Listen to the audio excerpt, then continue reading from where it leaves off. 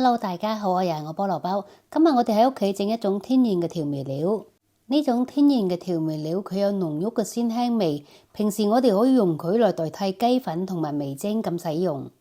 平時我哋食開嘅雲吞同埋燒賣都有加入佢來調味㗎。佢就係大地魚粉啦。呢度有2隻嘅大地魚乾。大地魚乾呢係用新鮮嘅左口魚開邊曬乾而成嘅。大地魚嘅由來呢，係因為呢種魚佢嘅體型扁平，好似一塊薄板咁鋪喺海底，所以就叫咗佢做大地魚啦。大地魚佢主要嘅食物係食一啲蜆類。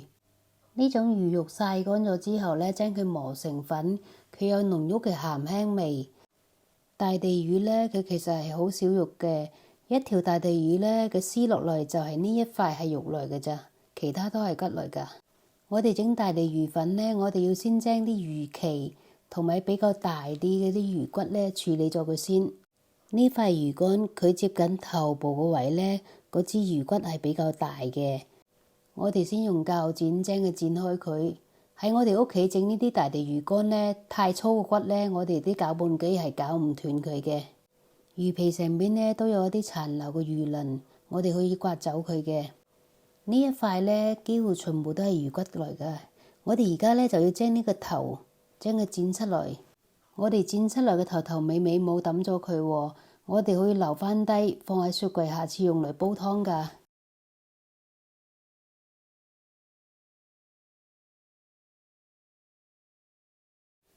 再將佢嘅魚尾呢，同埋一啲魚鰭都剪乾淨佢。呢啲位置因為太薄啦。如果你唔剪咗佢嘅話呢，喺焗嗰陣時會好容易燶㗎。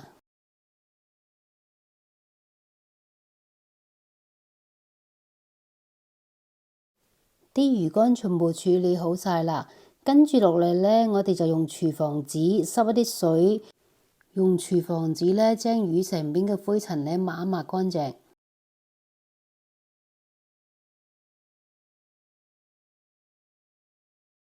啲魚乾抹乾淨咗之後呢，我哋今次用氣炸鍋來烘乾佢。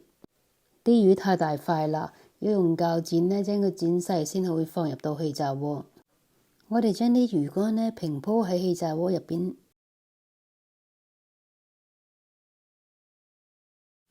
跟住放入氣炸鍋，用160度先焗4分鐘。4分鐘之後呢，我哋再將佢攞出嚟，再將佢反轉。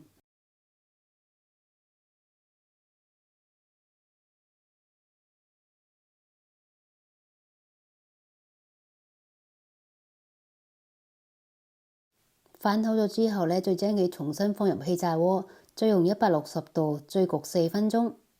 呢啲魚呢，我一共焗咗8分鐘。啲魚焗好咗之後呢，我哋先將佢移出嚟碟入邊攤凍。跟住落嚟呢，我哋再將未焗嘅魚呢，將佢焗埋。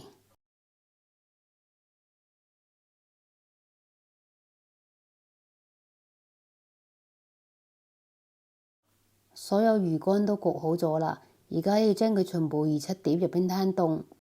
啱啱焗好嘅魚呢，我哋唔可以即刻將佢打成粉，要等佢攤凍咗，啲魚呢先會脆卜卜嘅。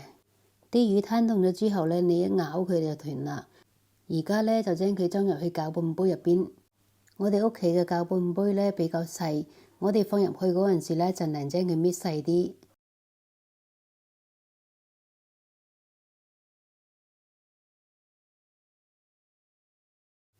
今次呢，我整咗2條大地魚呢，佢個份量比較多嘅，我都要將佢分多幾次攪碎。我哋用攪拌機嘅中檔嚟攪碎佢。用攪拌機攪咗幾下呢，又拎返起身搖下佢，再將佢放入去攪拌。呢啲大地魚呢，我攪咗2分零鐘啦。而家嚟睇下佢攪到成幾碎先。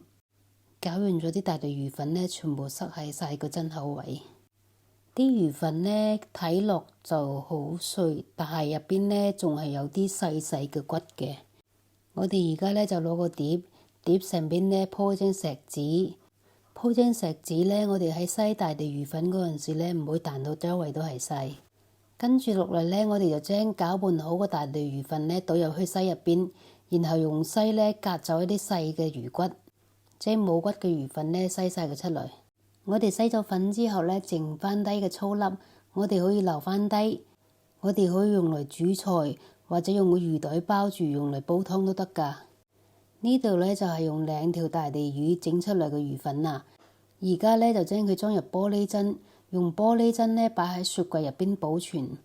呢啲大地魚粉呢擺喺雪櫃，平時我哋攞嚟燜餸啦，或者包雲吞啦，都可以加啲嘅。如果你都想煮出嘅餸鮮味啲，又唔想加入味精，你都可以整一啲大地魚粉放喺雪櫃備用㗎。如果鍾意就記得試下整啦，多謝晒。